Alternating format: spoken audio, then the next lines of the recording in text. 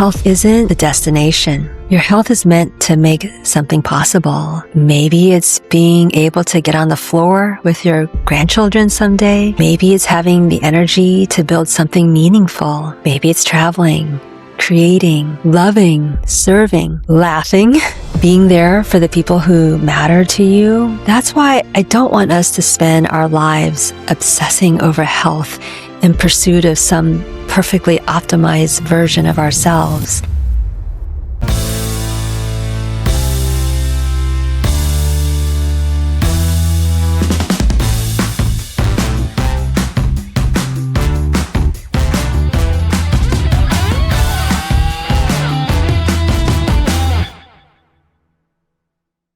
Hello, everyone, and welcome back to Medicine with Meaning. I'm Dr. Julie Taw, and today is a very special episode because this is the final episode of our first season. Over the course of this season, we've explored so many different dimensions of health. We talked about nutrition, movement, sleep, hormones, stress, the nervous system, relationships, boundaries, connection, and the many ways our environment can shape our well-being. But underneath all of those conversations, there has been one question. What does it actually mean to live well? Because health isn't just about the absence of disease. It's about having the capacity to participate in your own life, to have the energy to do the things that matter to you, to feel connected to yourself and the people around you, to have a sense of meaning and purpose, and to create a life that supports the person you are becoming. So as we close this season, I want to talk about something I call your personal well-being legacy. When we hear the word legacy, we often think about what we're leaving behind. But I think our well-being legacy begins much earlier. Well, it's the way we choose to live today. It's the relationship we have with our bodies, the way we care for ourselves, the boundaries we create, the relationships we nurture, and the example we set for the people we love. So today, I want to invite you to think about the life you're creating, not just the life you're getting through. Let's begin. Dr. Julie, I can't believe this is the last episode of season 1. It's been too many topics that we've explored and, they've all been kind of leading us to this important one, which is legacy. I'd like to know your perspective on that. When you hear the word legacy, what does it mean to you when it comes to health and well-being? I think most of us, when we hear the word legacy, we usually think about what we're leaving behind someday. But I think legacy is also being created while we're living. It's in the atmosphere we create around ourselves. It's the way we move through difficult seasons, whether we make room for the people we love, whether we're always rushing toward the next thing, or actually present for the life that's happening now. And whether we realize it or not, the way we live influences the people around us.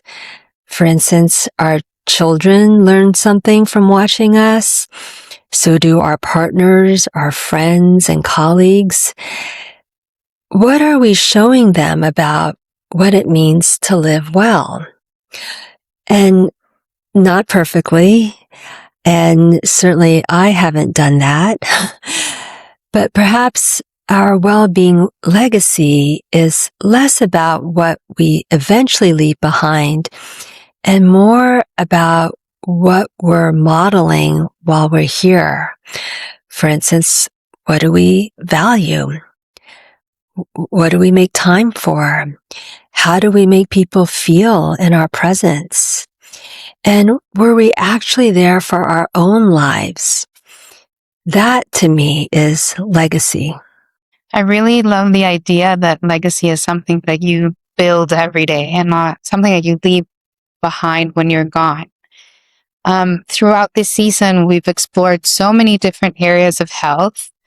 What have you come to believe are the most important foundations of a life well lived? Well, I think a life well lived has less to do with optimization than we're led to believe. Of course, we want to eat well, move our bodies, optimize, or I'm not going to use the word optimize, but, to sleep and take care of our physical health. That's certainly my perspective as a physician, and all of those lifestyle factors, of course, matter enormously. But I don't think we came here simply to achieve perfect biomarkers. A life well lived also needs connection. It needs people we love, people who love us. It needs enough space to notice beauty and experience joy. It needs curiosity. It needs purpose, and not necessarily some grand mission, but a sense that there are things and people that matter to us.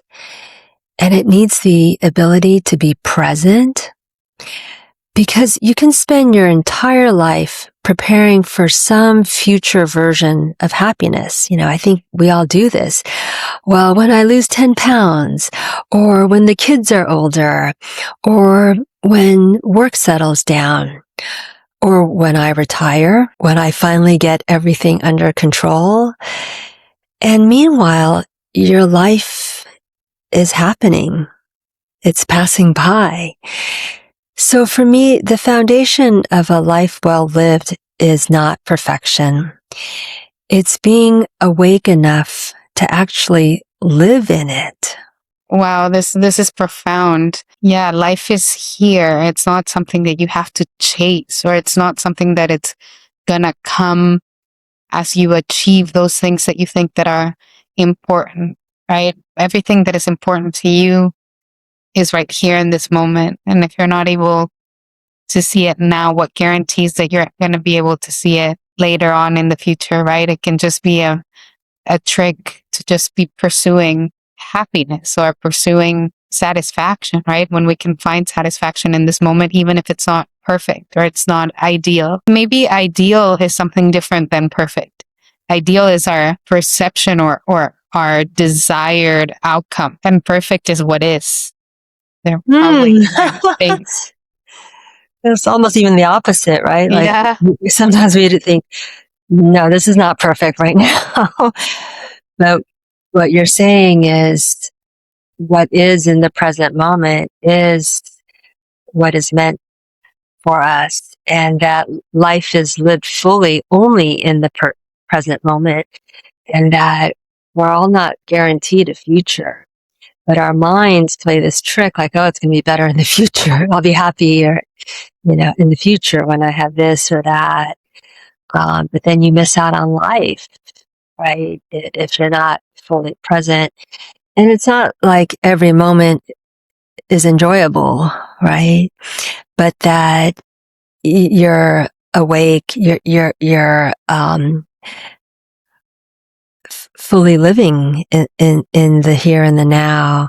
And, I think that's what it means to live life fully, and, versus chasing the future. Yes, not every moment is enjoyable, but it's the moment that you have. And like you mentioned, no other moment is guaranteed. Everything that we feel like we're going to do later on, we can do now. And maybe not those achievements, but what is it that we're looking to feel in those achievements? And maybe if we think about that, then we can bring those feelings into the present moment just as it is. Well, that is the key. And Dr. Julie, has your own definition of health changed throughout your career and your personal life? Enormously. So I was trained in a medical system that is very good at identifying disease and treating it. And of course, that remains an essential part of medicine. But after more than 25 years of caring for patients, along with living through my own seasons of life, I see health very differently. I've known people living with serious illness who still have tremendous vitality, meaning they love deeply, they laugh, they contribute, they find meaning. They are very much alive. And I've seen the opposite. People who, by most standards are healthy. They don't have a major chronic illness, but they're exhausted, feeling overwhelmed, disconnected, and really not experiencing their lives. So observing this has changed my definition of health. I no longer think health can simply mean the absence of disease. To me, health is a capacity, meaning, do you have the physical, emotional, and mental capacity to fully participate in your life? Can you connect with others? Can you experience pleasure? Can you recover when life knocks you off course? Can you do some of the things that matter to you? That's a much richer definition of health. And ultimately, it's the kind of health I want for myself and for my patients. I think this ties beautifully into everything that we have spoken throughout the whole season, that it's not just about optimizing your health and, can your biomarkers become better? But really, why do you want that? Why do you even want that if you can't actually enjoy it? Health, it's a lot about how you live, maybe, or what's the purpose of having good health? Well, I think that's what vitality is about, right? It's really all of the above, where uh, you're able to do all the things that you want in life, but that you feel good doing it. And not everybody has both, right? And there are people who, physically may be challenged or, are living with a chronic condition, but perhaps they're fully present in their life and they're able to, find that meaning and purpose and joy. So it's really both sides of that coin that you want for yourself. And I guess I would call that vitality. And that can all be connected, right? One, maybe physical health can increase that vitality, and vice versa. You're tending to your inner ecosystem can also better your physical health. It's all interconnected. Certainly, our physical health matters, right? That does inform our mental well-being. But I would say that it's really that chicken and egg where our mental health and well-being, our thoughts, our beliefs, are very important in creating physical health. I guess it's like, two sides of the same coin. I think that's a saying. Yes, I think that is a saying as well. And, we've talked about how people spend years prioritizing everyone and everything around them before themselves. What happens when we consistently put our own well-being last? I think this is particularly relevant for women because so many of us become very good at being needed. And, it's something that we have a I'll just speak for myself. It's a hard time. I have a hard time not focusing on my own well-being and putting others, first. I think that's especially the case for many of us who have children, that need us, or aging parents that need our care. So, I think often there's not this one dramatic moment when we decide, oh, my needs don't matter. It just happens kind of incrementally. For instance, we skipped the workout. It's what I did this morning. We stay up late answering emails. We eat on the go. We eat standing in the kitchen counter, we say yes when we don't have the capacity. We often tell ourselves, I'll deal with me later. I'll get back into my exercise routine. And later can become years. And the cost isn't simply physical. Sometimes we become so accustomed to responding to everyone else that we lose touch with ourselves. What do I need? What do I want? What gives me energy? What am I tolerating that no longer works for me? So there's a difference between generosity and self-abandonment. We can love other people deeply without continually disappearing from our own lives. That's that self-abandonment. And that's something to just, bring to our awareness each day. Well, I really felt that part that you said up later can become years. And it's really true. We get used to putting ourselves last, and then life just goes by, and everything becomes habit if we don't become aware of it, right? And I'm sure there's times like you're a mother, right, and a daughter and a doctor, and so there's things to do, right? Like there's times where it's hard to put yourself first, but you kind of have to. How do you do it? You kind of have to ask for what.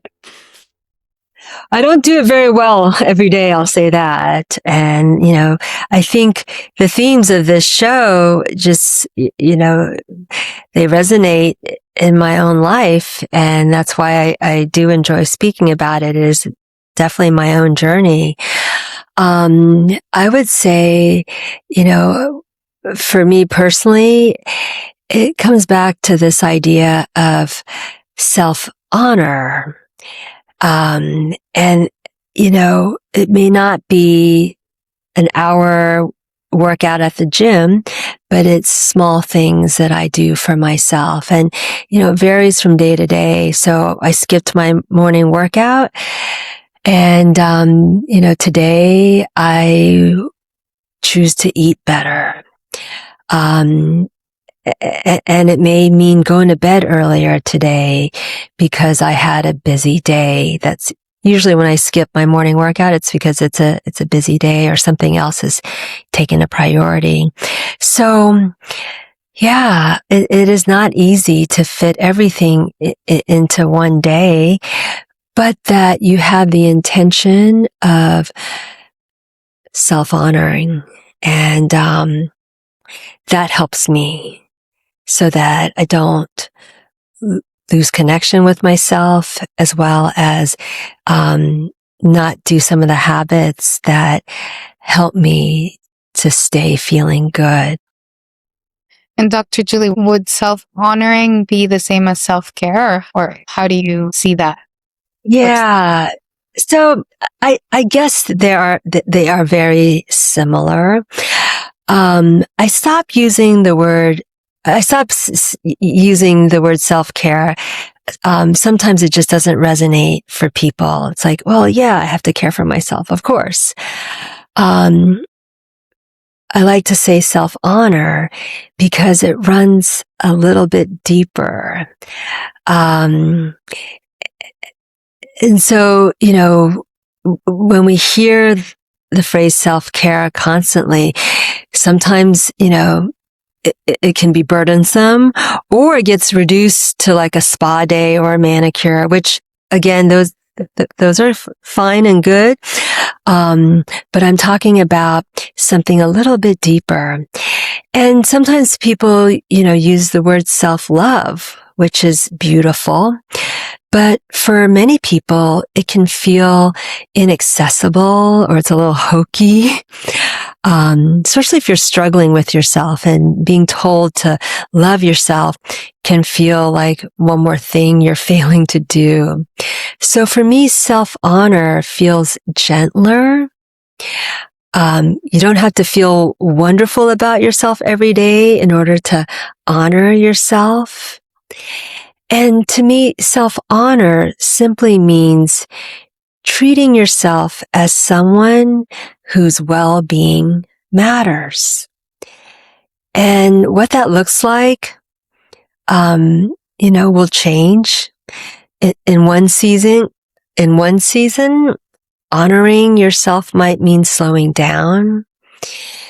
In another, it might mean taking a risk, or it might mean setting a boundary, or asking for help. Going to the doctor is self-honoring. Or making room for more joy. So self-honor isn't always the easy choice, but it's the choice that says, I'm going to stop abandoning myself in the life I'm trying so hard to build. Because the most important relationship we will ever have is the relationship with ourselves. And when that relationship begins to change, something else happens. Our choices start to align. Not because we're forcing ourselves to follow another wellness plan, but because we're beginning to live as though our own well-being actually matters. That, to me, is the heart of the well-being ecosystem. So thank you for asking me about self-honor. It's something that I'm excited to talk about, and it helped me shift in better taking care of myself. Maybe it's semantics, but it just resonates for me better. No, thank you for bringing this new way of expressing that, because it does run deeper. And I really understood it when you were sharing, because self-care can just be do the things, the basic things that you need to do for your body or yourself to live. That could be even like taking a shower, because sometimes even finding that time is hard, right? Or sleeping, or just the very basics. But I feel like self-honoring goes much more into listening to yourself as well. Like you matter, and your thoughts and your desires matter. What do you need? What do you want? What are you thinking of? Rather than just do the very basics. Yes, exactly. But in addition, the very basics may be even easier to do when you have this intention of self-honor. You're more likely to do it. It comes from a gentler place than, let me do my self-care practices. So yeah, it's both deep and, the day-to-day habits align with what you're needing. And it is that deeper listening to ourselves and what we're needing, even moment to moment. Certainly day to day. And of course, over seasons. I like talking about seasons because they Yeah. change, right? Um, And each season does require different actions. I really appreciate how you bring that back constantly to our awareness, because we do change. We change, life changes, everything changes, and you don't really know when things are going to change. Or sometimes you don't even realize when you're changing, and we can't really be stuck in the idea that what works today will work tomorrow. We have to be really attuned to what we're feeling and how we're evolving, because needs change with us, right? And in the expression of who we are becoming. So, yeah, I like that you remind us of the seasons. Yeah. I mean, change is the one inevitable part of life. It's both wonderful and sad and scary. um, but yeah, life is about change, and our ability to adapt to those changes is, I think, where we find resilience. If we can't adapt to the changes, then we stay stuck in a pattern that perhaps no longer fits what our needs are. Yeah, and I think that can cause a lot of friction within Friction. ourselves, right? Yeah. And within our health as well. Perhaps if you don't realize that maybe it's time to slow down and you keep pushing and pushing, then that might even affect our nervous system or our physical. For sure. I see that a lot. And I think, that is so hard to accept. I think a lot of women that I work with, have a hard time slowing down. They're not used to it because they've been pushing for so long and it's worked for so long. But then comes a point where our bodies will say, no more. And, usually there's a symptom or, some sort of health, I was going to say crisis, but that might be too strong. Just a shift that is asking us to re-examine how we live, how we approach, our health and what's needed. But yes, this idea of slowing down is hard for us. And it, doesn't necessarily have to be forever, right? Again, the beauty of the concept of seasons is that it does change. And, it may be a few months of just slowing down to regain your health. And that is even hard for some of the high performing, high functioning women that I work with, and myself included. But I have learned the lesson that I can no longer push, and it takes a toll. And I'm hoping in the next season, I'm going to be able to push a little harder, depending on what's going on in my life. What came up for me as you were sharing this is that sometimes we associate slowing down with losing power or losing strength or losing capacity. And I think that's a mental shift that we have to do as well, because the need to slow down doesn't mean that we're failing or that we're or that we're not strong. It's just different requirements, right? Because that strength needs nurturing, but it doesn't mean that we're deteriorating, right? Yeah, for sure. And you use the word capacity, and sometimes it does mean we have less capacity. And that is hard to accept. I think that's where the resistance comes from. But we're not machines, and we all do have a limited capacity.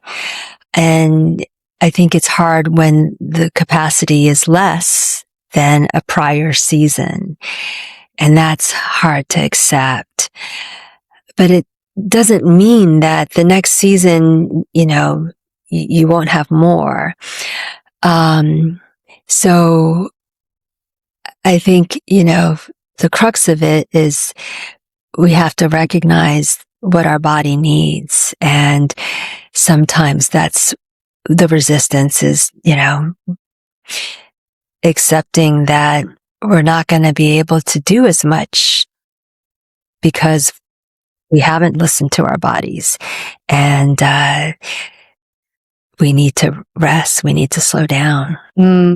I see. But I guess we can see it as, at night we have less capacity because our day has already been full and we've already used all our energy. So at night we're kind of like needing to rest and recharge. That's just the natural flow. So maybe that season that you're in where you have less capacity is just because you've had a full season. Now you need to recharge. But if there will be a morning or like the change of season where you will have more capacity if you dedicate that time to rest and recharge, right? That's what you're saying. Yeah, for sure. And that's a good analogy. It's like if you had a really hard day, you need to sleep and rest and recharge. And the same can apply for like, a 3-month stretch, right? A classic season, a time frame of a season, or it could have been like the last 5 years were really difficult, and you were driving and pushing really hard, and now you need to take a moment and recover. Sometimes I call it a health sabbatical, where you need to slow down to recharge and allow your body to kind of reset. I guess that's sort of a classic burnout, right? And so that recharging for, a brief period of time, it varies from person to person, will then allow you to do more in the future. But, you have to recharge those batteries. And, we said we're not machines, like we earlier mentioned that, but even machines need to recharge. You need to plug them in. Yeah. Right? True. Like your computer will die if you leave it unplugged for a long time, or your cell phone. So even machines Yeah, I need guess we their think we're better than machines sometimes. And the human body is amazing. It does so much. There's just such intelligence in our cells and in our whole organism. But, yeah, it also needs to recharge, like our cell phones. And Dr. Julie, speaking of recharging and this whole theme of self-honoring, how does the small changes that we make every day become part of a larger story of our health? Well, we tend to overestimate what we can change in a week and underestimate what can change over years. Most health isn't created by dramatic moments. It's cumulative. 10 minutes of walking doesn't seem transformative. Or, if you, go to bed one time, earlier, doesn't seem transformative, right? One meal doesn't determine your metabolic health, but repeated over time, small choices change our trajectory. And I think this is incredibly hopeful because it takes us out of that all or nothing mentality. You don't have to reinvent yourself.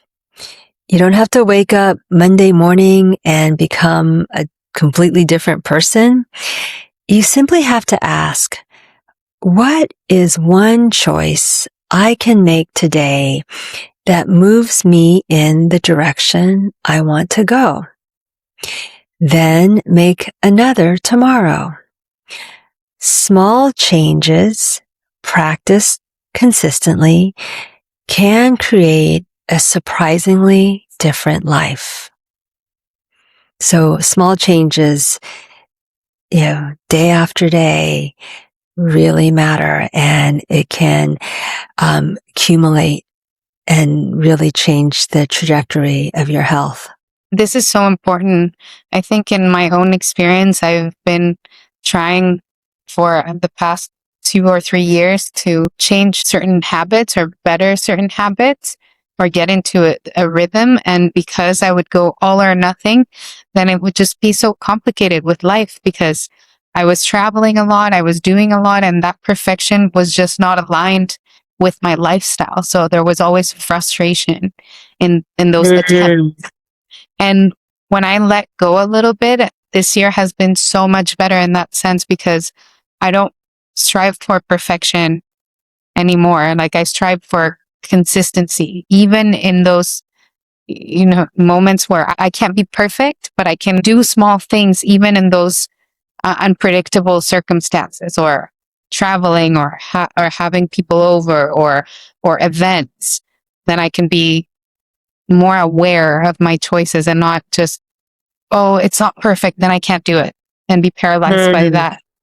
And I think that I felt healthier. Like I feel better, and the process is enjoyable. And I think that I don't even want to get anywhere now. I just want to continue where I am. Whereas before, it was always getting somewhere, but the process felt very hard. For sure. If you keep it small and simple, for instance, movement and exercise. I always tell this to my busy moms, 10 minutes of like some, calisthenics or, body weight exercise is better than nothing. And if you did that every day or 5 days out of the week, my goodness, you would start to feel the benefits. But when it's so small, like, oh, a 10-minute workout, what is that going to do? It does count. It does matter. It's better than if you did none. And also, maybe on the weekends you can do something more, but it's maintaining the consistency. I think that's really key, and making those small choices can be so helpful, and certainly contribute to the big picture. Because if you keep saying, "Oh, 10-minute workout, that's nothing. I'd rather not do a workout," then the next day, same, then you're not working out anymore. Whereas, a small 10-minute workout can be very impactful. And I think that perfection is looking again for that postponed gratification, whereas the small changes can be something that you're reaping the fruits of those small habits each day. Like it can be something that you do and enjoy every time you do them. And it's not just for what's coming later on. It just compounds over time, and you'll feel better over time, but you can start feeling good by making those choices today. It's not like a delayed gratification.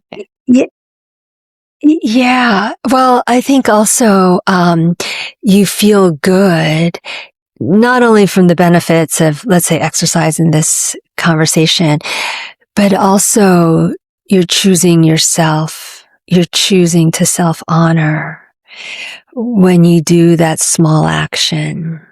And that feels good for our nervous system. It's like, I'm taking care of myself.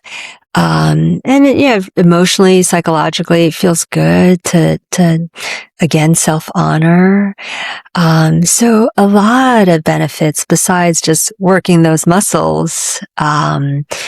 Yes, there's like, it's like compound interest, little by little over time. You're going to make larger gains. But I think, our culture is like big is better. You want more of a good thing. I don't know.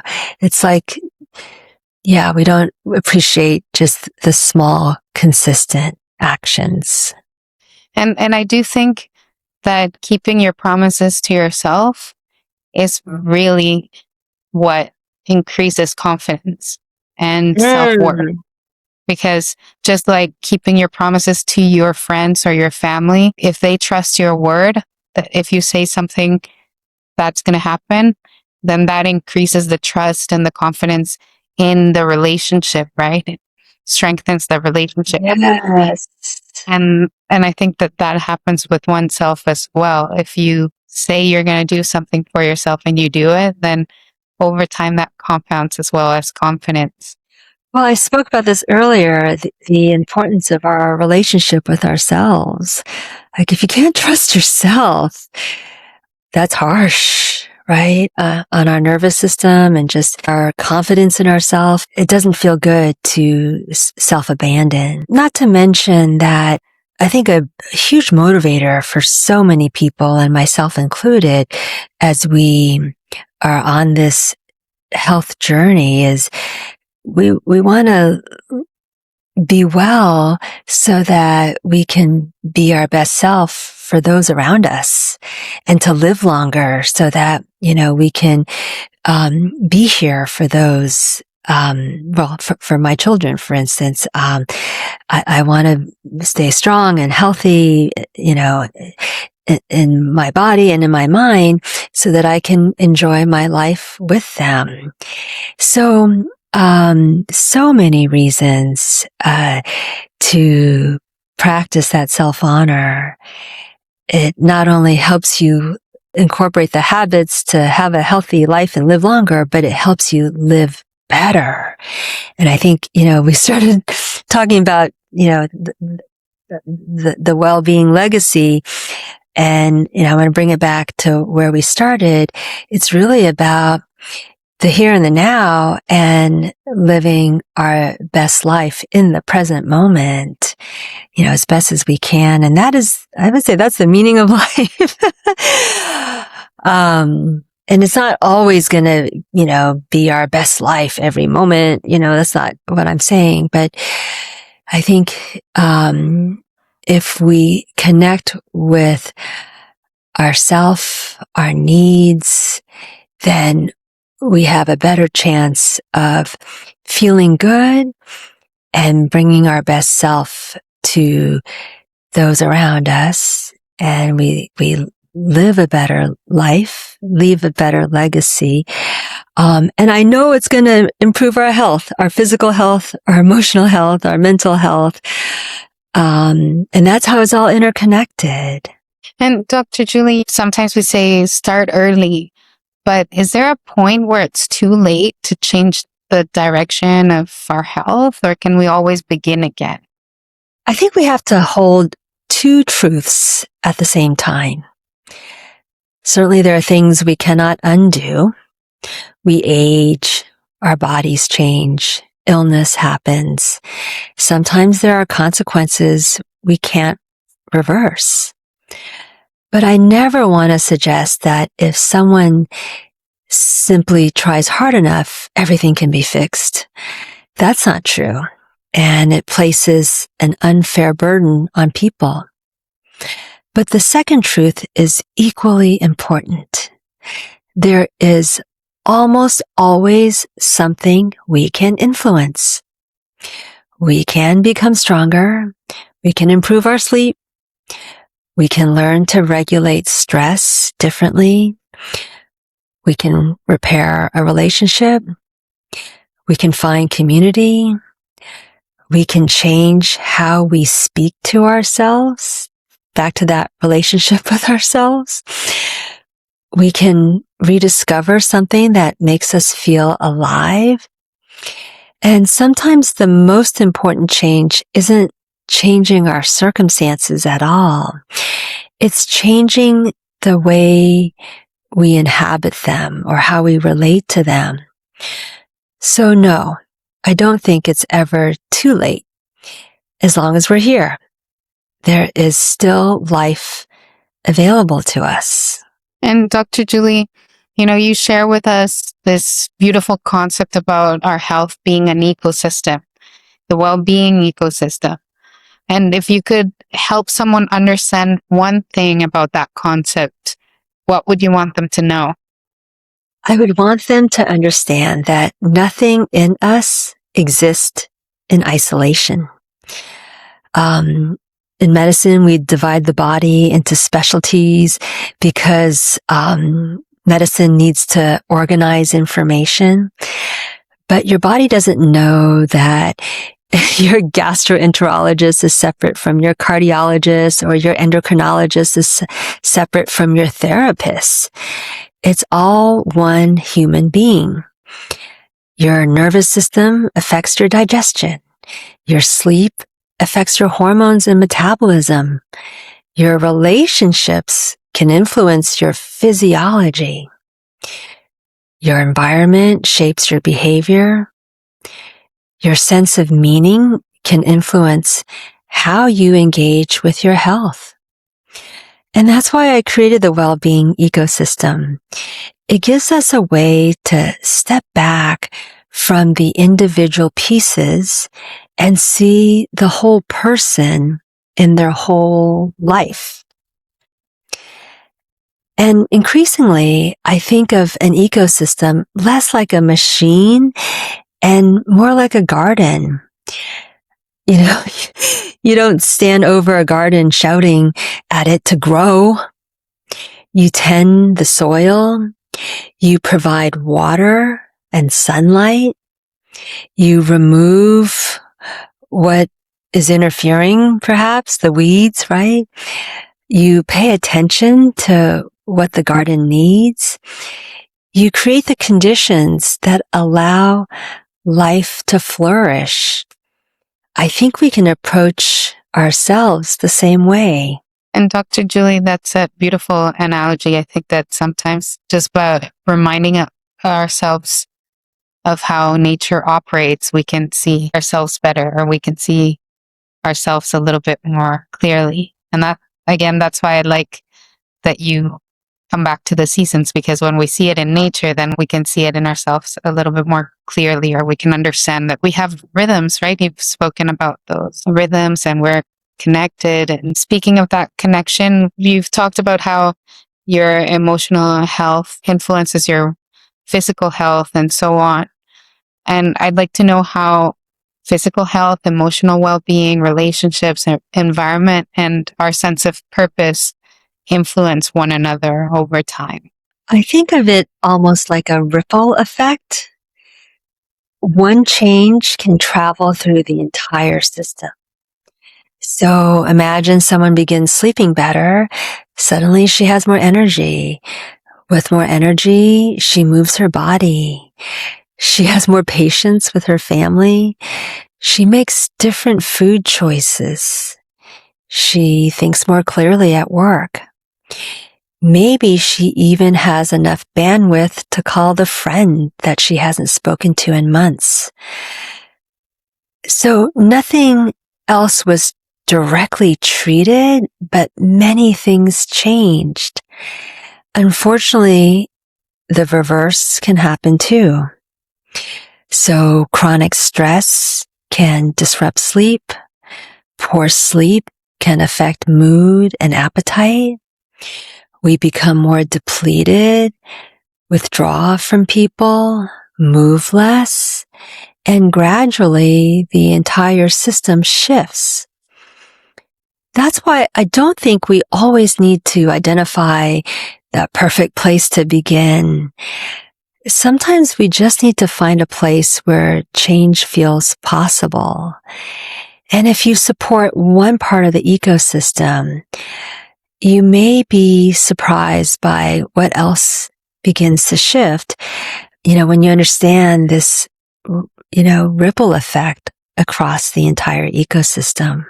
You always offer this gentle way of not adding more things to our to-do list. What does it look like to stop thinking about health as another thing we have to manage and instead begin creating a life that naturally supports our well-being? I think it's a gentler way of approaching our health, right? Rather than something else we need to add to our to-do list. For sure. I think this is such an important distinction because wellness itself can become stressful, right? Suddenly, we're tracking our sleep, counting our steps, measuring our proteins, meditating, taking 12 supplements and wondering why, we don't feel better. So I don't want health to become another job. I'd rather ask, how can I shape my life so that some of the things that help me feel well happen more naturally? Maybe walking becomes time with your partner. Maybe you stop bringing your phone into the bedroom, or, you keep food in the house that make nourishing yourself easier. Or maybe you protect one evening a week from commitments. Or maybe you spend less time with people who leave you feeling depleted and more time with people um, who, help you feel relaxed, like you can exhale. So this isn't about constructing a perfectly healthy life. Real life will always be messy. It's about reducing that friction, which you talked about earlier, between the way you're living and the way you want to feel. Eventually, well-being becomes less something you're constantly managing and more like something your life is helping to support. Now, thank you for bringing that distinction up. I think that I've fallen very hard on making wellness a priority, and then it's just another stress on myself. And then I think, oh, this is so ironic. Yeah. How health be so like a burden almost is not supposed to be that, right? It's not supposed to be something that we think about. And I think that's kind of what you meant in like making it a natural thing, just part of your life without having it to be on top of your mind all the time as something that you need to do. And I have a question for you, and I've been meaning to ask you this, and I left it for this last episode, but if you could go back and give your younger self one piece of advice about health and well-being, what would you say? Oh, well, there are so many things I would tell her. I guess first I would tell her, trust yourself. You know more than you think you do. Listen to your intuition. Listen to that quieter voice inside you. And trust that you don't have to control every detail of what comes next. There were so many times when I thought I had to figure everything out, make the right decision, work harder, worry more, as if that's going to fix it. Somehow I think we think worrying will protect us from that uncertainty. And of course it doesn't. So I would tell her, trust yourself and trust life a little more. I think after having lived so many years, you start to recognize certain patterns in your life where you go through a difficult period, and in the moment it is hard. I don't like it. It's unpleasant.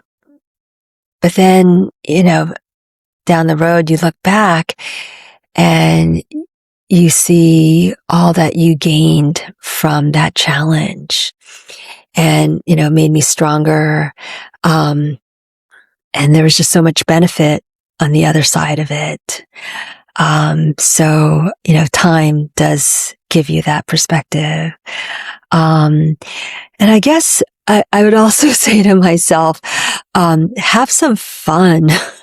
I think I, was so serious and just, took life, I don't know. I guess, the worrying and then, the needing to problem solve everything just, kept me kind of heavy. And I would have told her, my younger self, to have more fun. Don't postpone joy until everything is settled. Because everything is never completely settled. Laugh more, be silly, dance more. And, I would say above all, be present enough to take in the good moments while they're happening.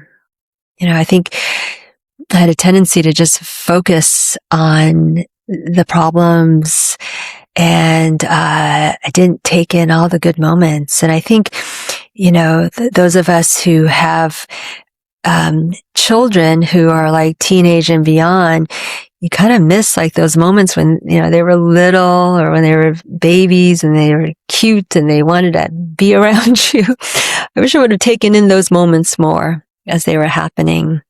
I think in our younger self, we're always looking at what's ahead, what's next? What do I need to accomplish? What problems do I need to solve?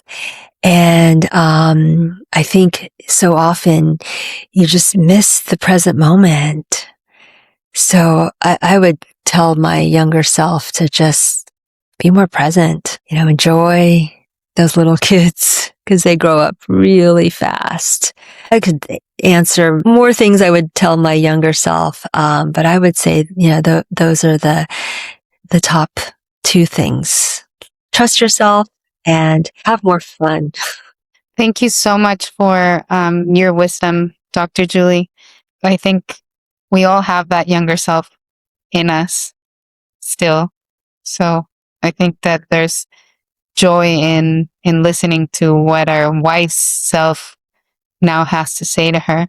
And also you're saying that to me and I really took it to heart. So thank you for sharing this beautiful wisdom. I'm going to keep it and I'm going to, remember it. And I think that at any age is still very, very good advice to follow, right? Have more fun and be present and enjoy the good things that are happening while they're happening. And trust your intuition for sure, because we do have that. And especially I think as women, right? We do have a very strong sense of intuition. And Dr. Julie, for someone listening today who knows they want something to change, but doesn't know exactly what that change should be, what question would you encourage them to ask themselves?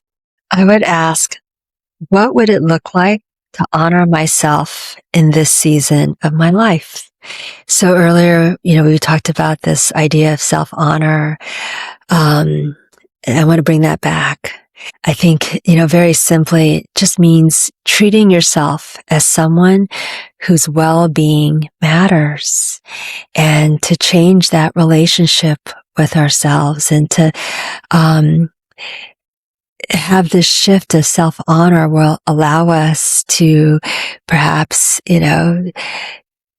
do those habits that will help us to feel better, day to day. But I think more importantly, it helps us to improve that relationship with ourselves and to create more self-trust and self-confidence. And that really matters for everything, our physical health, our emotional health, and of course, our well-being. Dr. Julie, you've given us so much wisdom today, and like you always do, but I think this is a topic that goes a little bit deeper into everything that we've talked about throughout this season. So I would like to ask you to give one message to our listeners as they move forward from this season. What would you like them to remember? Well, I would want them to remember what all of these conversations have ultimately been for. We've spent an entire season talking about health, but health isn't the destination. Your health is meant to make something possible. Maybe it's being able to get on the floor with your grandchildren someday.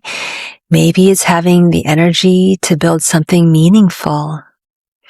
Maybe it's traveling, creating, loving, serving, laughing, being there for the people who matter to you, or simply waking up and feeling fully present in your own life. That's why I don't want us to spend our lives obsessing over health in pursuit of some perfectly optimized version of ourselves. Your health was never meant to become your life's work. It was meant to support your life's work. And by life's work, I don't just mean your career. I mean your relationships, your passions, your contribution, your joy, your becoming, your actual life. So after everything we've explored this season, perhaps the question isn't, how can I become healthier? Maybe the more meaningful question is, what do I want my well-being to make possible? And then begin there. One choice, one relationship, one small act of self-honor at a time. Because ultimately, the goal isn't simply to add more years to our lives. It's to bring more life to the years we're given. One of the reasons I created the Wellbeing ecosystem is because I believe our health is something we cultivate, not something we simply fix when something goes wrong. It's about understanding the different parts of our lives that influence how we feel and creating the conditions that allow us to truly thrive. As we close this season, I'd love to leave you with one question. What do you want your well-being to make possible? If this season has inspired you to think differently about your health, I'd love to hear what you're taking with you. Visit me on Instagram at julie.taw.md and share your thoughts in my latest post. And if you're ready to explore your own well-being ecosystem more deeply, you'll find information about the well-being ecosystem in the show notes. Thank you so much for spending this time with me and for being part of Medicine with Meaning. Remember, your health is not just about how long you live, it's about how fully you're able to live. Until next time, take good care of yourself.